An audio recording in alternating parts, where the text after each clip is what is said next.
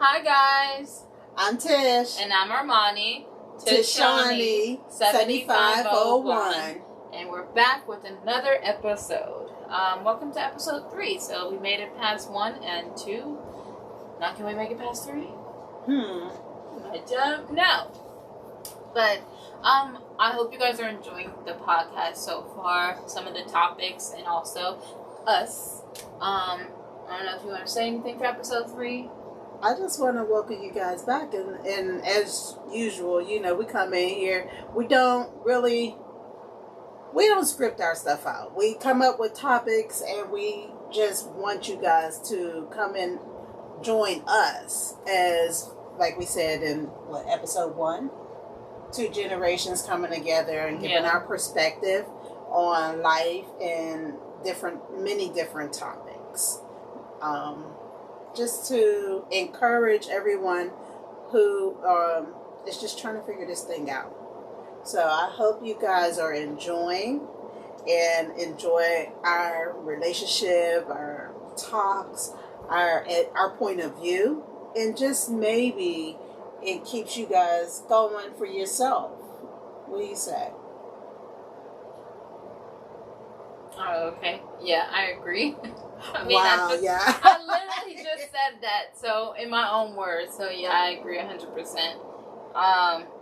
We came up with some topics for this episode in regards to or inspired by where we're currently at. So as you guys can see, this is not the couch, and it's a little different.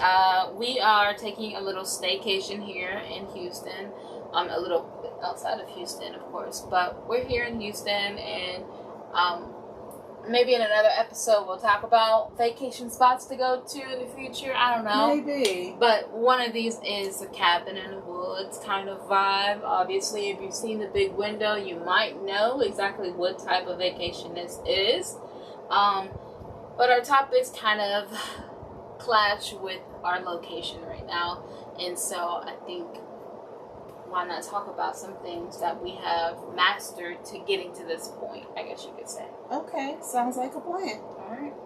You want to kick off the first topic? Okay. Oh, wow. This is a heavy little topic because I think everybody struggles with this. Because we have our way of thinking and we are brought up a certain type of way. And when we get to a certain stage in a phase, we have to learn how to let go and trust the process. What do you think about letting go and trusting the process? Let's kick this off. For me, letting go, and then it starts with letting go. Because you can say you let go, but trusting the process is the second step into letting go. Like, it's not just letting go and trusting the process as one thing. No.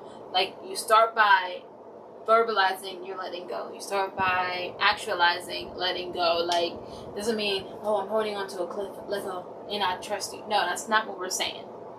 What we're saying is, if you are ready to move, per se, and you know for sure you don't really have the finances to move into that newer house, or you don't have the finances to move, like literally move your stuff, by letting go of control over that and trusting the process, because there are people out there who are good. You have family out there. You have friends who are willing to help. You have neighbors.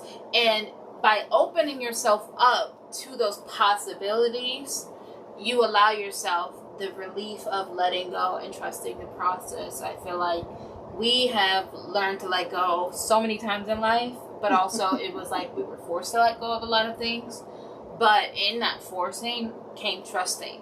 And I have trust issues still to this day, so I own that. That's my journey. That's what I'm working on. But knowing that I do have a struggle with trusting so much. Knowing that I have so much that I have struggled trusting in, letting go for me was like easy peasy. Like, I can let go, but I won't trust anything. Like nothing. She's not lying to you at all. I will completely close off myself and completely just give up or give in. And that's not trusting in something and giving in are two different things. And I learned how to just, whatever, screw it, I don't care.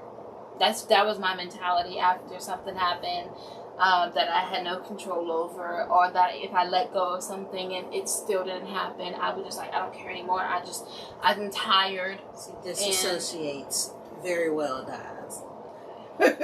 She will disassociate real quick. Whoop. Be like, Armani, come back in. Come back in. And that's that part, that second piece of trusting the process, because she don't have a problem letting go. But that whole second piece of it, of trusting the process and knowing that on the other side is 9 times out of 10 better.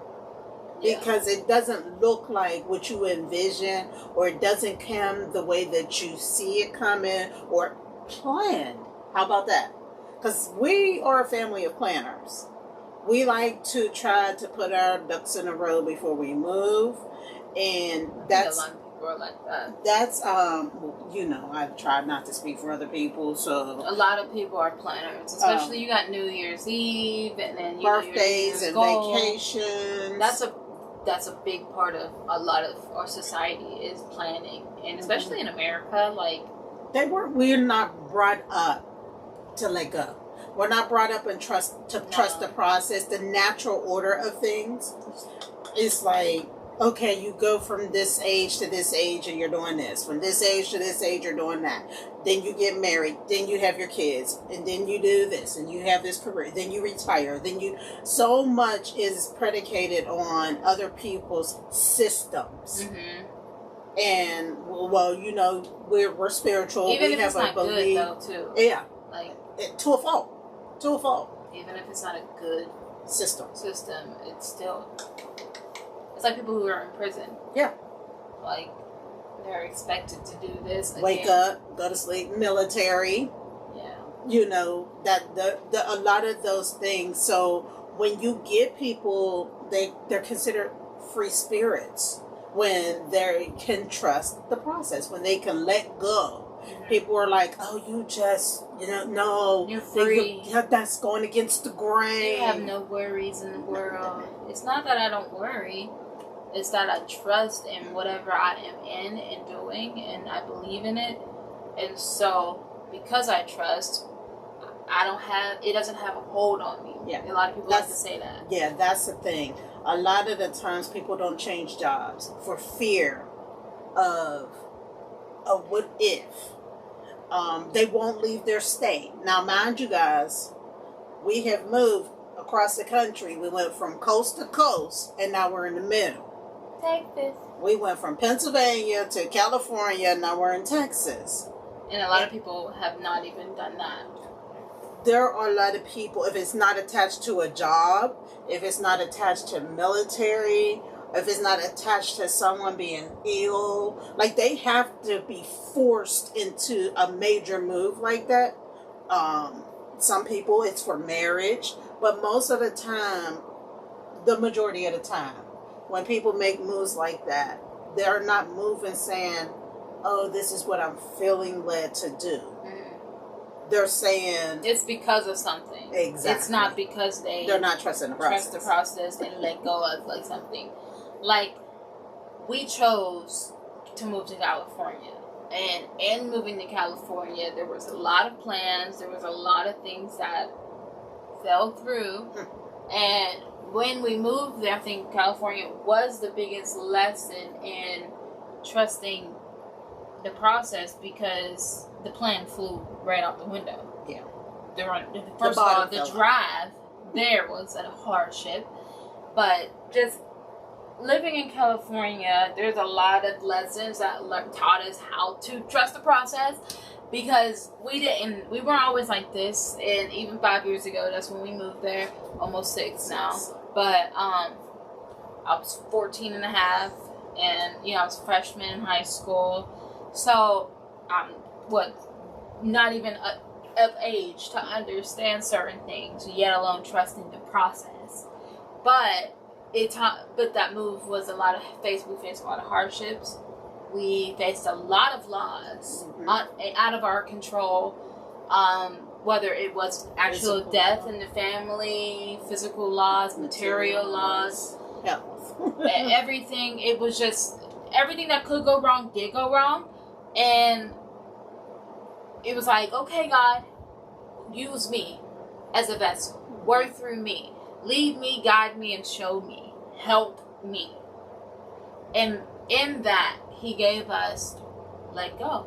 You know, so soon as I start worrying, let go and let go. It was like one of those moments, like you just let go. But they don't tell you after you let go, you got to trust the process. Like, it was just let go and let God. It's like, no, let go, trust the process, and let God. That was the step. But in that, we learned to trust the process of everything. I mean, that's how we got into our homes. That's how we ended up in our vehicles. That's how we ended up restarting the businesses and starting new businesses, ventures. That's how Mimi got into her dream school and scholarships and pageants. And a lot of good came in through trusting the process. A lot of good came in for ourselves personally and mentally. And trusting the process, because it could have broken us if we let go and things did not go the way we wanted to, and we did not trust it either. Because we would have been like in a mental ward, probably. I'm not kidding. Yes, I'm not kidding. Yes, it was that bad. And there was so much that came up against us that the average person wouldn't have been able to make it through. And that's why I think we are so open about our spiritual walk. Because had we not had that spiritual piece and that component to fall back on, it would have broken us. I mean, some of the things that we saw, some of the things that we endured, some of the losses that we took were so detrimental. And we may talk about them one day on one of our episodes. Yeah, it's just a little but deep. It's really deep. Raw. Yes. A whole lot of rawness. And you got to be prepared for it. Yeah, it's too soon. It's way too soon. But you know, that was, but also in us having that first transition, the way that we did, and having it occur the way that it also broke out. Yeah. It allowed us, when we got ready to transition to Texas, to really trust the process. Yeah. We let go and we trusted the process. Like, literally, I don't think you guys understand. We decided to move to Texas last year in August. We took our first ever trip to Texas, to Houston, because we've driven through Texas before, but we've driven to Texas before and visited different parts of Texas, but we had never been to Houston before. Took our very first, we decided on Houston in like September. We took our very first trip in November. We booked it in October. I had literally just started my new job in October. My head was itching. Like, I know that they can hear that. I'm trying to get the audio on my phone. I understand, but Itch it over there. Girl. See? That's her. I'm trying to get audio because I have so much trouble uploading these podcasts from video format to audio format. So I'm trying to get the audio better so we don't have to have that issue. And Armani can do stuff that she's supposed to do without having hardships. Anyway. Anywho. So, back to the story. November, we decided to take a trip out of here. And it was our first time moving. First time visiting Houston. Can I correct myself? Thank you. Y'all, we're having marital issues. Yeah, could y'all tell? Trust the process. She's not trusting me. Okay? With the story. Dang. You see her? Let go. She don't want to let go. No. I ain't supposed to add to it. No, you asked me to continue. I'm going to continue. Okay, let's go. So we come down here, we visited, we were looking at different neighborhoods over the computer, so it was kind of hard, so we just decided on a whim, let's just book a trip. Let's just come down here for a few days and see what it's about. So, lo and behold, we come down here, we're on the opposite side of Houston. We're on the we're on the northwest. We live on the northwest. Sorry, guys. But we end up on the other side, which is about an hour away from where we currently live now. And so we're looking at different houses. These are more like older neighborhoods that were established historically and things like that. A little bit like on the other side of downtown, basically, is where we were at. And I don't know, we weren't feeling it per se, but we loved some of the neighborhoods that we looked at. And one of the neighborhoods that we looked at ended up being the zip code that we moved to. So, but it was like we are in a home buying process as well. And in that home buying process, we were like, okay, we're not going to do what we did when we got to California. Because we were in transitional housing, per se, in California, but that turned into no housing. And so this time we were like, we for sure can't just move out and not have anywhere, address to start at. So we were looking at apartments, and we fell in love with a few of apartments, but when we ended up coming back, it ended up falling through the apartment that we wanted to go into. So it was, again, this search. But then it was like, we stopped for a second, and we weren't really looking at apartments. We were looking at houses. Mm-hmm. But can I intercede? When we came down here, one thing she forgot to tell you guys is we said that while we were down here for that week or so, that we were going to decide, is Houston the place? Oh, yeah. Yeah. Don't trust in the process. That and the people, places, and things that we did.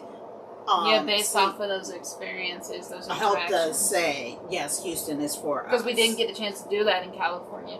There was just a strong gut feeling that we had to go there, and I guess it was because of the life lesson California gave us, but it wasn't because we wanted to be there. We both can say this. We hated California. Yes. And I still have, hate's a strong word, but until you've experienced what we've experienced, don't talk to me. In California? In California, because of California, like, it's not just the people, it's literally their laws suck. And there's a lot that is still going on in California to this day. And we lived in Northern California.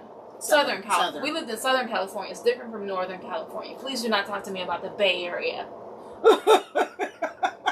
Okay, y'all. Can y'all see she's still a little sensitive in that area? Most people, you're from California, I'm from the Bay. That's not, no. Yeah, and LA, they segregate themselves. Hawthorne, Gardena, San Pedro, those are different parts of California. So, can you imagine the different restrictions and laws and things and the people and neighborhoods and gangs and there was white people, Hispanic people, Asian people? There's it's literally like Asian town. It's segregated too still.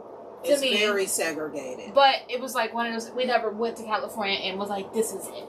Now we've been to Vegas.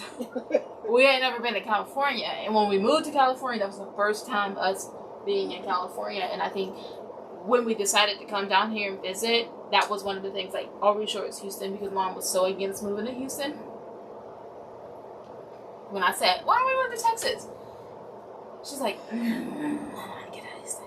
And then she started looking at houses and things. And she's like, I'm thinking Houston is the area. I'm like, I'm great you came around to it, because I was set on Houston. And we move anywhere else. She was set on Houston and I wasn't. And I had a bias. I really did. Because she knows that I have always wanted to be on the outskirts. As much as I have the hub, a home that everybody congregates to, I wanted to be in the country. But you don't want to be outside. That was just pointless. The point was I wanted to be in the country, and I did not want to be in an overly populated city. And look where we're at. It's not even overly populated. It's not. Because literally you drive an hour outside of Houston and you're in the country. Yeah. It's no, like I said, when we came, everything just fell in place. Everything was just on point. It works for me and my organization. It works for her and her art side. It works for us as a family. It's easy to get to, in and out of. Like, literally where we live, there are acres for sale by us. Yes. Like, 10,000 square feet, acres. Like, right there. So, there's space. Yes. Thank God. And I think it was dropping the expectation of what Texas was and what we saw and what we heard. And then just coming down here and experiencing, driving in it, and just, basking in the glory of it all. So I think that part of trust in the process is strong. And it taught us that. And then it was like in December, found the apartment, got that. January we moved. Yeah. And ever since, in a way, it's been up. Like, I got my full-time position at my job, and even though that wasn't my plan, that was God's plan in it. Mom's business has just done well, I would say. She has clients, and she's going to events. She's gone to more events for her business here than she had in California. Yeah. I 100% say that. That's true. And she has partnered with more people here than she's ever partnered with in California. That's true. And so I think in that, it's like...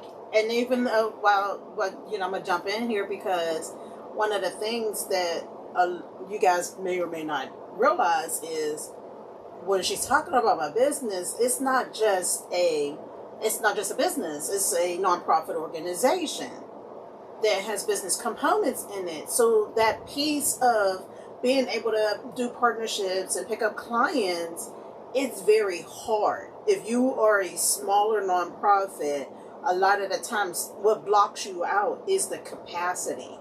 You have to be, X amount of years in. You have to have so many donors. You have to have this. There was so much that was fighting up against me that coming here, I was starting from ground zero, even though I had a 5-year-old company. I had to reestablish all of that and get all of that transferred over before I could even really get out there and start. So, yes, it's like trusting, letting go, and trusting the process. And God planted me where He wanted me. Because although we did look at other cities on the outskirts outside of Houston, we did. And since we've been here, we've written to other neighborhoods. Some of these events and functions were not in my neighborhood, but He keeps bringing me right back. And He keeps making those connections right there. Yeah. So that piece of trusting the process, knowing what He has for you will come together if you let go and trust the process and understand that it's not going to look how you expect it to look. And you have to be willing to say, this is different, but now what? And sit still long enough to see how to maneuver. No one's telling you not to not like something. Yeah. But you can't sit in it. Yes. Because if you sit in it, you're the only person that's going to be hurt in the long run. You're the only person who's going to be affected, and you're the only person who is going to be upset. That's true. Everybody else is fine. And they're moving. And they're wondering what's going on with you. But then after a while, they're not going to wonder what's going on with you. They're just going to keep passing you by. While you are stuck in this, I don't get it. I don't understand. I just don't want it. It's just not Instead working. of just waking up and deciding, okay, today's a new day. Whatever you have for me, I accept wholeheartedly. Whether you believe in God or gods or the universe or nothing at all. You just believe in the world that you live in. Whatever it is. If you just start day by day, because it's going to take a while to get through that day, especially when you trust in the process. Mm-hmm. So if you start day by day, hour by hour, minute by minute, it can transform. Don't hold on to stuff. Please don't hold on to stuff. It's not worth it. Trust me. Life is too short. It is. A lot of people, it's a cliche, but it really is. And when, as we are recording this, we're recording this in the month of October. And a lot of the things that people don't understand is how fragile life is. And we've talked about loss and all of those things. And even this trust in the process, I'm at a whole different level than my daughter is. Because I was forced to trust certain processes, like she said, not because of no fault of my own. I was forced to walk into certain situations and deal with them because that was my reality. So when we're telling you to trust the process, we're not saying this because we don't know and we're not doing it. We have been trusting the process. I've been trusting the process with raising my kids and these major moves as a single parent, with and without help, assistance, family, friends, jobs, all of that. So you want to transition into our next topic? I don't even remember what it was. Enjoying life. That's what you were going to say. Oh, enjoying life. Trusting the process. PT. So part 2 enjoying the process, enjoying life. Clearly, I'm not enjoying life. I got bit by a couple of mosquitoes. I'm hot. I need a shower. I have my annoying dog who got hair all over my bed. I got bit by a fire ant a couple of days ago. I boiled my ankle, so I'm not really that much enjoying life, but I'm attempting to enjoy life. I went on a walk and that was fun until I got bit. So yeah, but enjoying life, you know, you learn to enjoy certain moments in life, and breaking that down, taking a moment to laugh, releasing the tension in your shoulders helps you enjoy life. Taking a deep breath helps you enjoy life, because life is not guaranteed, and life is not always easy, and honestly, life is not meant to be easy. I mean, biblically and just in general, if you watch life happen around you, you would know that. I think the only things that enjoy life are birds. Do they? I hope so. Because they're so free, and they don't have a care in the world. And they fly wherever they want, and that freedom, I want to know what that's like. To just go wherever you want, nest wherever you want, be whatever you want. Because don't nobody care what a bird is. It's the bird. So, but enjoying life for me is the small things. It's not about going on the most extravagant vacation, drinking the most expensive wine, or having the most friends, or being popular, winning prom, or things like that. That's not enjoying life. That's doing things that makes life easier or fun. But it's not enjoying life. I feel like enjoying life is actually realizing there's life all around you, and you are a part of that ecosystem. You are a part of that world. And it's just like that, it can be gone. Mm-hmm. And so, and it's appreciation. I think enjoying life starts with appreciation for things and yourself and people, unfortunately. I feel like for me, like enjoying life is that ability to say, I am still here. I am still here, and I have value. I can add to something. And even if it's a kind word, even if it's that shoulder to lean on, even, you know, enjoying life is not saying I have everything I want. That's material. Because some of the richest people are the ones that are the most emptiest. Unhappy. And enjoying life doesn't equal happiness. No, like it doesn't. You cannot be completely happy and still enjoy life. Like, literally, I've seen the most depressed people enjoy life in that moment. And that's all it takes sometimes, is that moment. Being in that moment. Being able to embrace. Because, like she said, a lot of rich people aren't happy. A lot of wealthy people aren't happy. That's why they're always challenging themselves to do something different. To do more. To buy something. Because you're not satisfied with life. And I think satisfaction comes with peace of mind. And if you don't have peace, find your peace. Draw. You know, do something to find your peace. Dance. Sing. You don't have to be a whatever professional. Your mind is the stillest. Yes. Literally, they say that, oh, you wake up tired. I heard saying that you wake up tired. It wasn't that you didn't get enough rest, or that you are doing something right, or that your body's communicating with you. It means that your mind never stopped.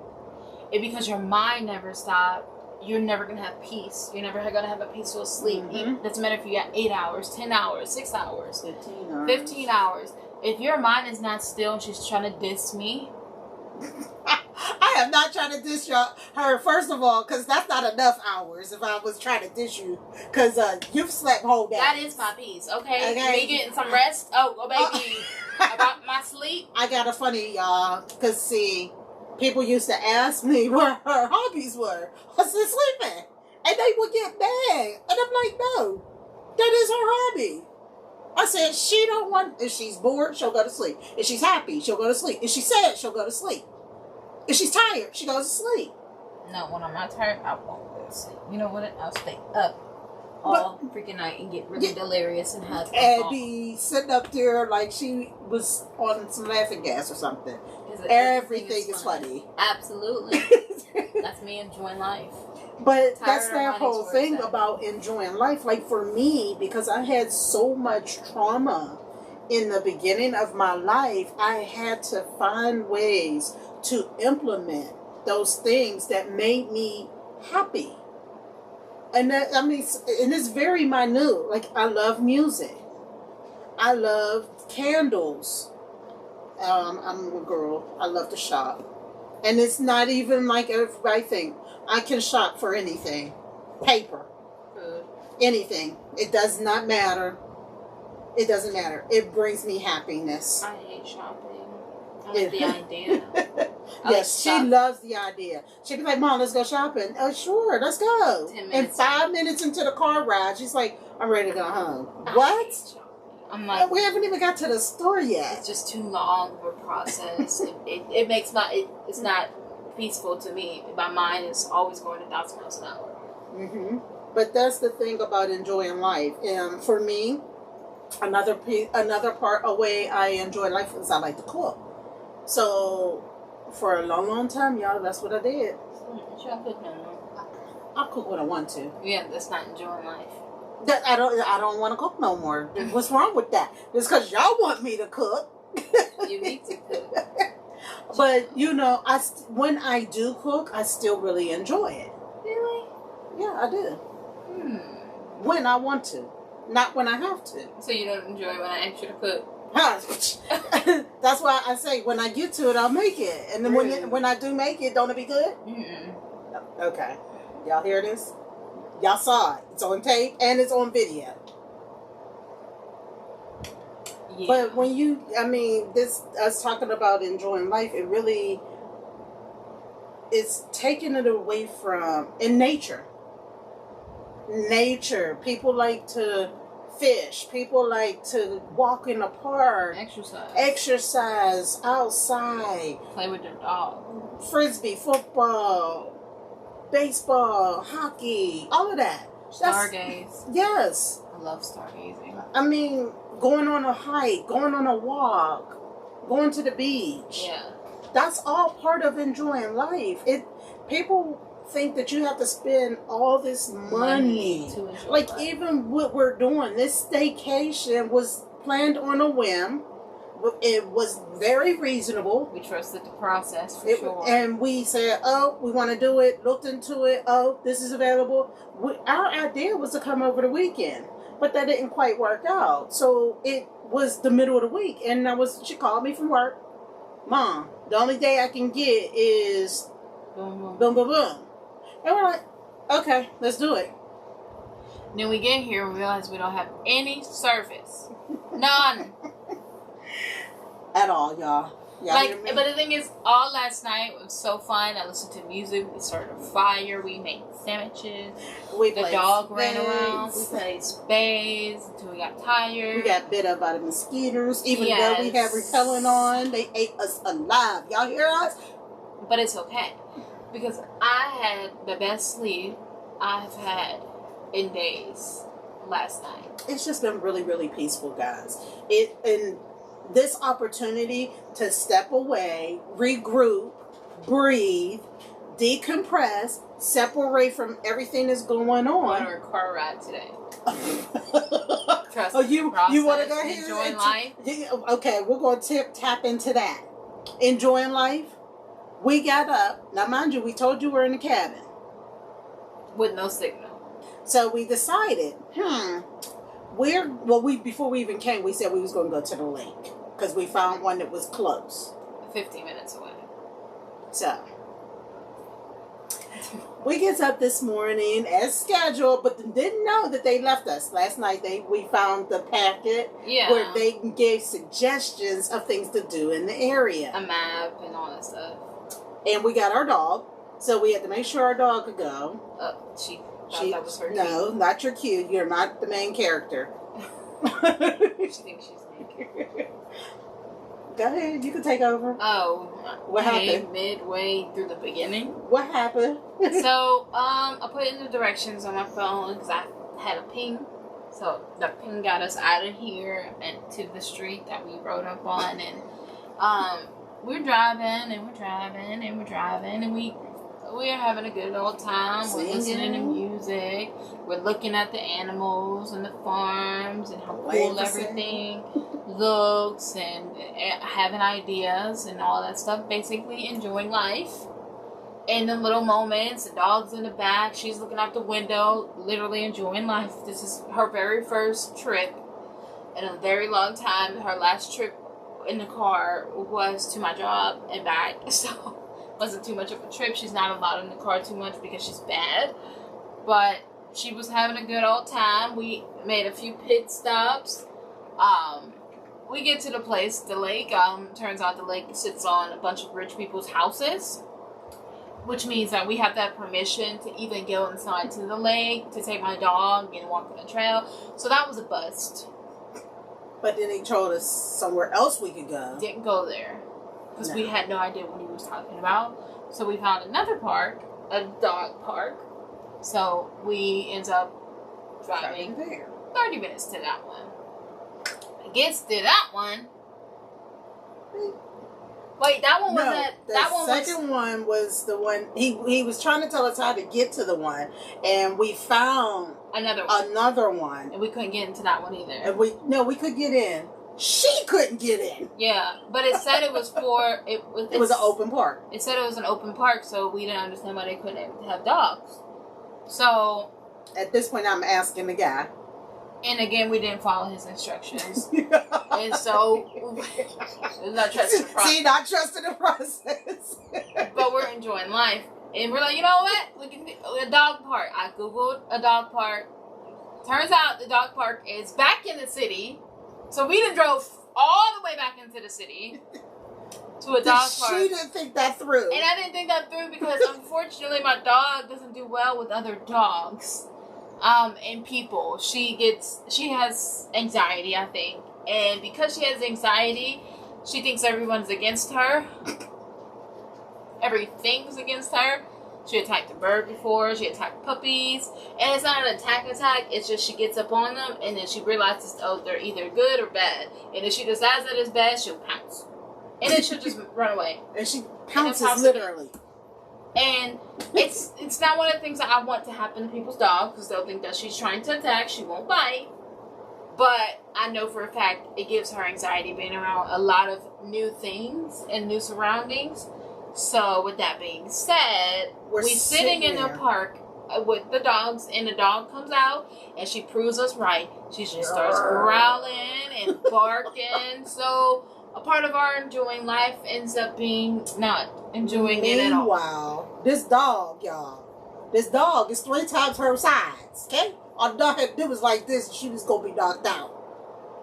And she really is in the car about to go ham on the dog today. Not paying her no attention. Hadn't even seen her. But she's seen it. So, us enjoying life meant enjoying the joyride. Count it. 1, 2, 3, 4. 4 hours. 1, 2, 3, 4. And we started the day early. We started the day like 10 o'clock. I think we both kind of got up around 8 o'clock, but went back to sleep. We don't have nothing to do, which is nice. Enjoying life. And we were supposed to journal and stuff at the lake. So we had a plan of enjoying life. And like, just looking at nature and like, ideas. No, that did not happen. So we ended up coming back and we decided, consensus, it's time to take a nap.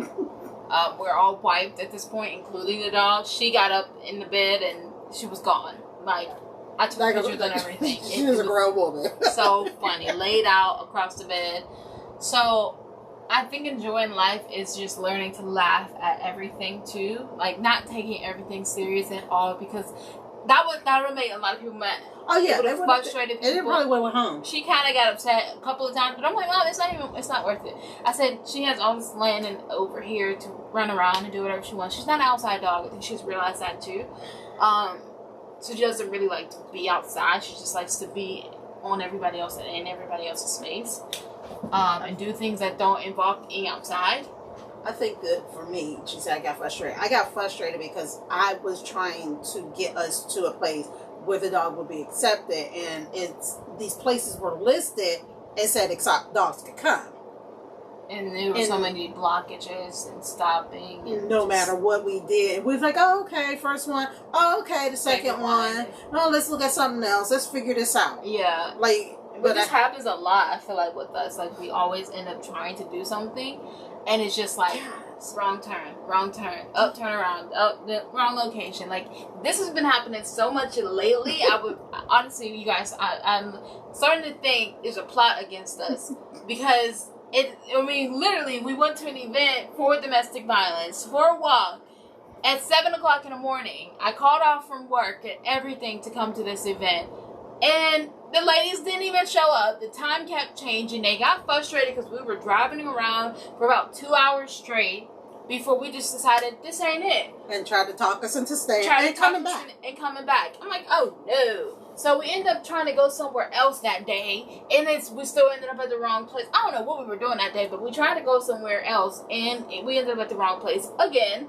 And it was just like one of those, like, okay, we're just gonna sit down and just. Today was a bust again, and we just keep having those moments. But it's so funny, you guys. It is so funny. We actually made the day of it, though. Yeah, the domestic violence. We took pictures, y'all. We swung on the swings. We was on the slide. That's learning to enjoy the moment, because we could have been frustrated, but we went on the swings. We took pictures, took videos. We watched the guys train the dogs and everything. Like, it was so. The park was really cute, and we could take the dog there when we get back, but. In that moment, it was a bust. It was hard. We could have been heartbroken at the situation because it was important to us. Yes. And because it was important to us, we didn't want to get down about it, I guess, in that moment. And then we made the best of it. No, we're going to have fun. We're going to do whatever we want to do. Anyway. And screw you and your walk. We're going to walk our own selves. And we did. And then it got hot. So we went back in the car and drove away. But I think that kind of segues into. Okay, am I saying it or are you saying it? Go ahead. Twin. Hey. How you? It segues into our last and final topic, which is. Gifts. Hobbies and talents. I wrote this stuff down, but I don't remember what I wrote. So, my bad. Look, but she don't need me. I don't know. Say it? No. It was like, am I saying it or are you saying it? But then she wanted to say it. She got the notes raced to her. I'm over here just going off a whim. I'm making sure we stay on topic. Yeah, we are on topic, okay? We are on very much so, okay? Okay, gifts, hobbies, and talents. A lot of people like to combine those two. They're all three. They're not the same. Your gifts are like being intuition, like having intuition, I feel like, is a gift. Or just having a good heart, being a kind person, being well with animals. Like, just that humane gift, I think is whatever this is, whatever you're in tune with. You know, some people go outside and the wind just blows around them. It's like, they're touched. Like, you know, our babies remember their past lives, and you're like, whoa, how did you know this? That's a gift. A hobby is something you do, not necessarily that you're good at, but you do it because it's fun and you enjoy it and it takes your mind off of something. And a talent is something that you just pick up really quick. Like, everybody tries it, but you're a master at it naturally. It's just dancing, singing. Yeah. Those are talents that everybody doesn't have. Now, you can enhance them. Yeah. But some, like my son, for instance, he could play the steel pan drums and the clarinet. Like, he wasn't professionally trained to do these things. He's just talented at it. Okay, natural. It was natural. This one here, the arts. You name something in the arts, there's nothing that she really hasn't tapped into. Those are her talents. Yeah. That she's also gifted at. See, you can have a gift that is also your talent. Mm-hmm. It's very rare. I'm not going to say very rare, but it's rare to have your gift and your talent mesh so well. It's like being smart. You can be smart, but then it's like another level of smart where you literally are like seeing equations in the air. Yeah, right. Like, that's a gift. Like, it's just gift. Y'all ever see the show Good Doctor? Like, he's autistic, but he's such a great surgeon. He sees, like, literally everything. Mm-hmm. And in the air, and he can see a procedure and how to fix it, because he is gifted. Like, just through a talent, natural talent goes out the window when you're gifted like that. Like, my gift is not a typical gift. Me being able to relate and connect to people the way that I do, not so many people can do. I mean, and I'm talking across the board. We're talking about the super educated to addicts. Like, me being able to walk into a room and somebody being drawn to me, it's something that, and a lot of it, I fought. Because I wasn't comfortable with that gift of being able to, what we say, love the unlovable. I was not able to, didn't understand it. And as I learned how to embrace my gift, it made it easier to work with. Like, even with you. Like, I mean, your gift surfaced at such a young age as a designer. Like, you know, and it took, I'm not going to speak for you, but how long did it take for you to really embrace who you were as a designer? Not long. I just didn't understand what it was. Like, I was Chloe. She, you know, I love the brats. You know, they're all about fashion. That was my thing. Fashion. And, you know, I was all about it. So it didn't take me long to realize that was my career choice. It just took me a minute to figure out what it was called and what it was. Mm-hmm. I've always knew that I wanted to be in fashion. And, like, I wanted to be a part of that world. I didn't know what it was. I'm telling my mom all the time, I didn't know that I didn't have to have a business to be a designer. I thought in order to be a fashion designer, you have to have your own business. I mean, what's that girl, Raven? No, that was thanks to Project Runway. Because they started the intro. I have my own business. This is my studio, and I'm a designer. I didn't know you could just be a designer and not have your own business. Had I known that, we would be a little differently, I think. But I don't know, y'all. It's just one of those things, like.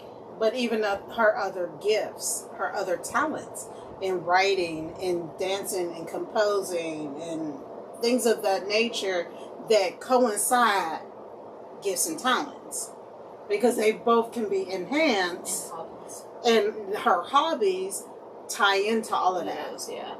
Like, I don't like just going outside and driving through nature because, like, that's just I have a green thumb. Like, no, I write. Mm-hmm. So, and I design and I sketch and I draw. See. And so I come up with ideas. I find inspiration through things like the smallest things, like a rock or a pattern in a leaf. So for me, it's not that I go outside as a hobby to go outside. Because I just like to be outside. I'm not active. I don't like bugs. I think our Earth is beautiful the way it is without me in it. Like that. Like, I don't gotta be out there like that. I like to stargaze, and that's my thing, but eventually I go back inside. So I do these certain things, like, I don't read, but I watch a lot of movies. And that helps me that's my hobby. It's like, I love movies. I love shows. I love it. And it's not because I'm a TV person, a couch potato. No, I love movies because I have an imaginative mind. I write. I get ideas from that. It helps. It fuels her passion and her gifts. Yeah, so that's my hobby. It's fuel to her talents, who she is. Who she is. Oh, that's just like, for me, you know, one of my favorite hobbies is bingo. She's a gambler. I'm a numbers person. I love, but see, what I've come to realize that a part of me liking numbers and me liking computers and me liking programming. No, she don't mean computers. Like that. Like devices. Programming? Yeah, she means what's in the computer. Let's just say that. Because I'm tired of, Money, how you do this? Money, how you fix this? Why do I need this? So, but a part of that is tied into my gift, because the way my brain functions, it's like debugging. If you know anything about computer programming, it's like seeing the heart on the screen and there's this piece missing, and you got to figure out what's missing. That's how my body works. That's how my mind works. When I get into a room, I can sit in a room and listen to people talk, and I can come up with a solution. Problem solving. I can do it like this. I love jigsaw puzzles. I love Sudokus. I love puzzles. Yes, in general. That's a part of my gift. So my hobby tied into my gift, dancing. There's steps. There's pieces. I like ballroom dance. I don't like just to go out and just do random moves. Mm-hmm. I like structured dances that have, because that's how my brain works. Cooking. A hobby for me. I'm not a chef because I'm not one of those that like to measure. I cook with my fingers. And eyes. Yeah. And taste. So, when we talk to you guys about... Huh? I said smell. Yeah, smell. If it don't smell good, it ain't good. If it don't look good, I'm not touching that. Mm-hmm. But gifts, talents, and hobbies, guys. This ties into everything. Enjoying life. Learning how to add those little pieces, your gifts, talents, and hobbies. Mm-hmm. You don't have to, it doesn't have to be a career. It doesn't have to be the forerunner of your life. Yeah, you don't have to turn it into a money grab. Like, for me, I write, and I've been saying I'm going to release a poetry book for years. And everyone's been telling me, you're good at writing. Like, even my English teachers would tell me, your best subject is English. And I hated English because it was so easy for me because I write. But it wasn't something that I pursued because I don't read. I'm not into literature. So it was like, why would I release a poetry book and I don't even read the poetry? I mean, I've read poetry, you guys. It's not something that I enjoy. Yes. And so because it's not my focus, my head goes everywhere else. I'm like, I can listen to poetry. And that's why I want to turn my poetry book into an audio/visual poetry book instead of just a regular poetry book. So I have that option. But y'all see this. But it's not a money grab for me because I write poetry for people who've endured so much and who suffer from depression, who's dealt with loss. I'm not just writing poetry about love, even though I've never been in love. Like, that's not me. And I'm not trying to do it because it's a money grab thing. It's because people have told me, like, this is good. You should do this. You should do that. This is good, yeah. And that's the thing. And that's part of us going back to all of our topics, the letting go, the trust in the process. Because I went through a lot of bumps and bruises along the path of trusting the process and not really having a firm direction of my gifts, talents, and hobbies and how they were a part of who I was and how I was supposed to show up. And the letting go piece is, I was, like I said, naturally good at computer programming. So for a long time, that's what I went to school for, guys. And I'm not. No. I'm a people person. I like to talk. She's sociable. Because I like my space, y'all. I'm the most extroverted, introvert you'll meet. I'm the most antisocial person. Mm-hmm. I genuinely don't like being around people, but I like talking. Yes. So. Well, yeah, we're a good mix because I ask a lot of questions. We are. We love questions. What made you think that? And what? That's me enjoying life because I hate one of my biggest pet peeves is going into a social environment and being around multiple people and everybody just standing around not doing anything, not talking to anybody, or just pre-assuming like this person is not going to talk to me because no, you're going to talk to me. Hi, how are you? Excuse me. I like your shirt. Like, I'm going to say something, if not anything. And that's fun to me because I like messing with people too. But I do. I love messing with people. It's just so funny. And especially because my sarcasm is very dry sometimes. They don't understand that I'm joking with them. They think I'm so serious. I'm like, you guys think I'm mean. I'm not mean. I'm just... But they tell me I'm mean. Oh, my mom is very mean. She's rude. No, she ain't mean. I'm not rude. She can get rude. And when she get rude, it's like... I'm mean. But she rude. And my sister, oof, you just don't want to deal with her. When you have those moments like that, I'm like, Mom. And she like, what? Them nostrils flared. I don't know what she's talking about, y'all. When she gets upset, she be upset, okay? When I get upset, I just disassociate. You don't exist to me at all. That's me. That's me. Because you literally would never know what happened. Letting go, okay? Yeah. And trusting the process. Yes. It's hilarious. But this is the thing, and this is why it is so important not to be so caught up on the little things. Yeah. When we allow these little things to become mountains in our life, we cannot trust the process. We cannot let go. Can't find hobbies. You cannot enjoy life. Yeah. You find enjoy your talents, because a lot of people turn their talents into careers and then they're not happy with their life because they took something that they loved and they turned it into a job. And that's why I was telling my mom, I said, I don't want me designing and making clothes to ever feel like a job. If it ever starts to feel like a job and I have to get up and do this, like I have to, I would literally probably quit right then and there. Like there was a moment in my youth where my mom would ask me all the time if I sketched. And I had to finally break it down to my mom, like, it's not that I'm not sketching because like I'm rebelling, or I do this because I enjoy it. It's my life. It's not something that I get. This is my career, and yes, it's fun and it's exciting, and I have these ideas about collections, or I got a client who gave me inspiration. I can sketch like that. Anything. It's not hard for me to sit down for 5 seconds and get you an entire piece.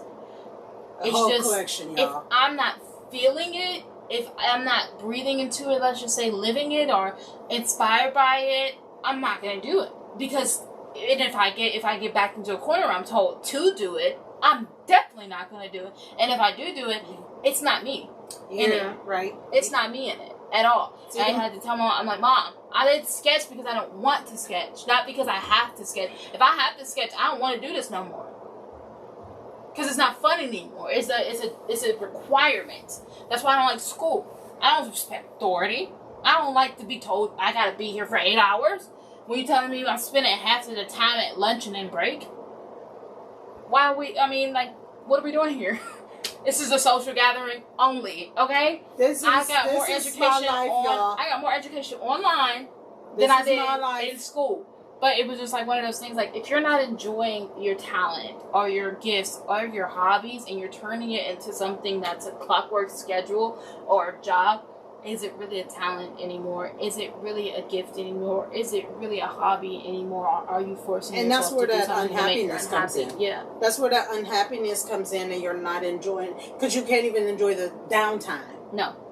Because in the downtime, your mind is always racing on, I got this to do. Oh, I got 15 meetings. I got to go and do this premiere, and I got to do this launch. And that's the expectation of people. Exactly. This world is it's like fast food. Like, it got to be done quick. Got to be pre-made. It got to come out like this. Hot, ready, hot, ready. Armani's in this world, who's like, I'll get to it when I get to it. Yeah.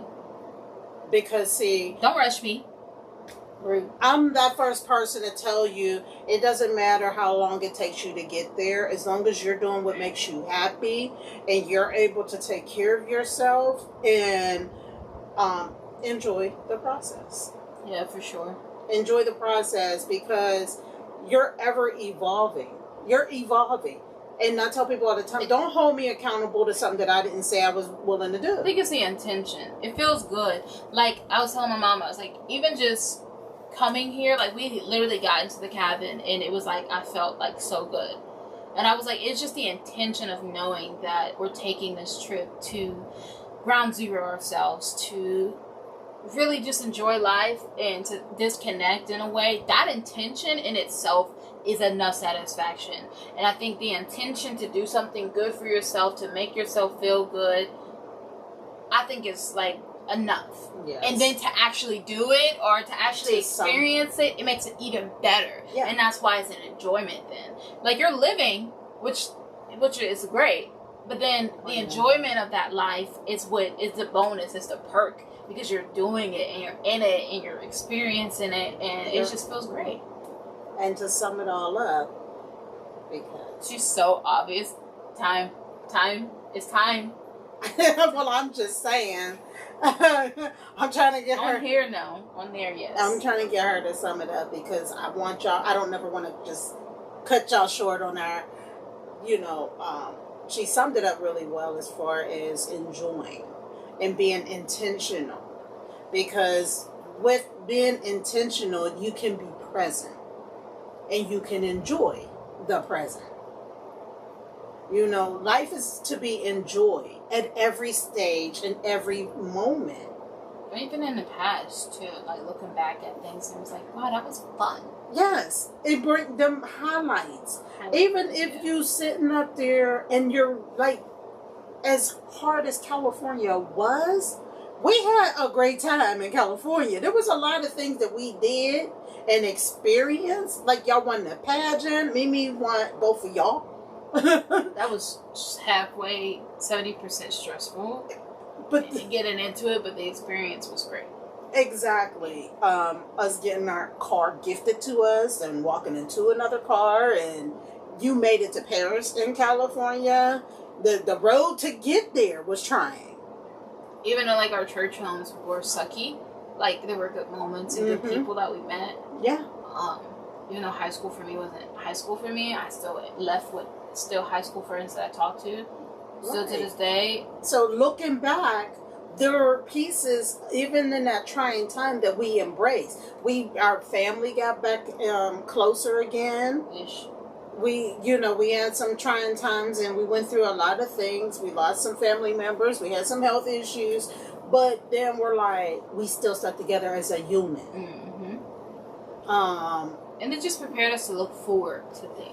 It's a good thing. Yeah, like the whole letting go process prepares you to look forward to receiving. What's next? Yeah. This ain't it. No, it's not even like what's next, like, okay, what's going to happen next. No. It's more like what experience is next? Like, I've gone through this.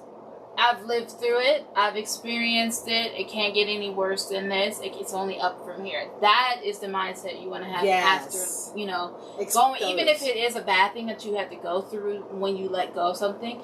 Like, a lot of people say, oh, the let going process or your spiritual journey is not like, flowers and sunshine and rainbows. It's not. But in the long run and in the future and every day that happens after that forward feeling of newness. Yes. You can look at the prepares you for that future tense. But yeah, this episode I think this was a very positive episode. Like, I just feel the energy is very positive. So yes. I hope you guys feel the energy.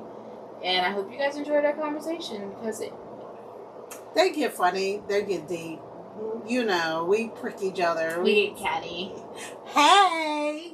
You gonna do this or am I gonna do it? She's a Leo and I'm an Aquarius. We're opposite signs, so air and fire. we take each other out. But anyway, we hope you see you on the next episode. Yes. Because we always got something fun for you guys. Yeah, we always got something to say. Yeah. Mm-hmm. We always got an opinion. Those will never disappear as long as we're here. No. And we hope you like it. And our surroundings, like, this is very pretty. This is giving very much giving. It's vibes. So we hope you like us, guys. This picture. It's like a picture. So I hope you guys enjoy it. We'll see you guys in our next video / podcast / whatever conversation. And if you're listening to this with your family, try listening to it while going on your own very own staycation, vacation, cabin trip. Yes. And get out. In your city. Yes. Go to a park, listen to this, and let us know. Look, let us know. Did it change anything? How you feel? What you dealt with? Yeah. How they embrace how you lived life. And enjoyed it. All right, guys. Peace.